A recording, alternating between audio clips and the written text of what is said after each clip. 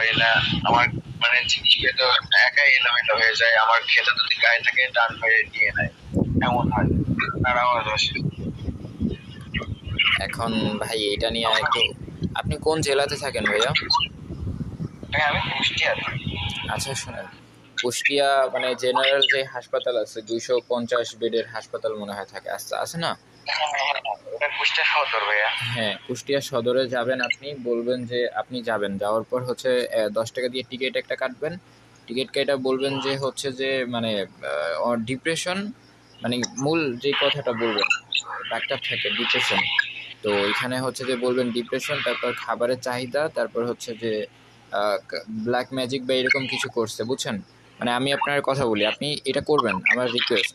আমি নিজে মানে এরকম হয়েছে, আমি বিগত কয়েকদিন আগেও নিজের চেহারা টেহারা ফেস টেসের জন্য ওই যে ডাক্তার দেখে আসছি গোপালগঞ্জ থেকে।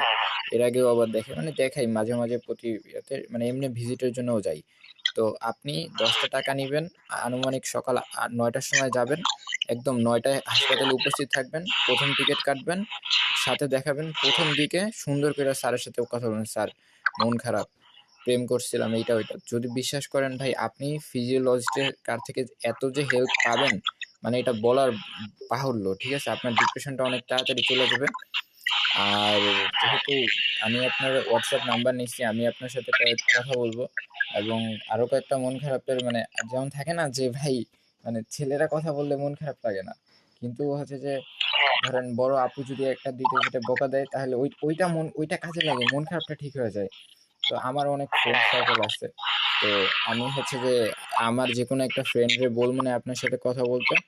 তো আপনি মানে টুকটাক কথা বলেন ভাই, ধরেন আপনার এমন মন খারাপের বিষয় আছে যেটা আপনি ওইভাবে শেয়ার করবেন না, বা যেহেতু প্রেম করা জিনিসটা হচ্ছে যে হৃদয় থেকে যেটা ভালোবাসা থাকে, তো এখন কি বলুন ভাই, এখন এই প্রেমের মামলায় আমরা দুর্বল, কিন্তু আপনাকে হাসাইতে পারবো, আপনার মন খারাপের মানে পরিপূর্ণ জিনিসটা দূর করে দিতে পারবো। আর আমি যেহেতু আমার একটা নিজের টিমও আছে ছোট, আমি কাজ করি তো অনলাইনে। তো যখন কারো কোনো মন টন খারাপ থাকে, তো ওইটাকে গ্রুপ করে ফেলি সাথে সাথে, যে এই যে রিসেন্টলি আমরা গ্রুপ করছিলাম মেহেজাবিনের মন খারাপ। তো মেহেজাবিনের মন খারাপ ছিল, ওর ব্রেকআপ হয়েছে, তারপর অনেক কাহিনী আর কি, ওই পুরা শেষ। তো আজকে অনেক হ্যাপি ট্যাপি। তো যার মন খারাপ তারে নিয়ে আমরা একটা গ্রুপ করে ফেলি, 10-12 জন মেম্বার রাখি, তারপর তারে অ্যাটলিস্ট হাসানোর চেষ্টা করি, বা এই চলে আর কি, এইভাবেই দিনকাল যাইতেছে। তো ডোন্ট ওয়ারি, আপনি চিন্তা করেন না, যদি আপনার মন খারাপ আমি আপনাকে মেসেঞ্জারে একটা গ্রুপ করে ফেলবো, 4-5 জন ভাই ব্রাদার অ্যাড করে দিব, দেন আপনার মন অটোমেটিক ভালো হয়ে যাবে ইনশাল্লাহ। ধন্যবাদ ভাই এত সাপোর্ট দেওয়ার জন্য। আজ পর্যন্ত আমার লাইফে কেউ এতটা সাপোর্ট দেয় নাই। আরে ভাই চিল চিল, আমরা হচ্ছে মেসেঞ্জার গ্রুপ করে দিব, আপনারা 10 জন ভাই দিব, ওদের সাথে পরিচিত হয়ে যাবেন।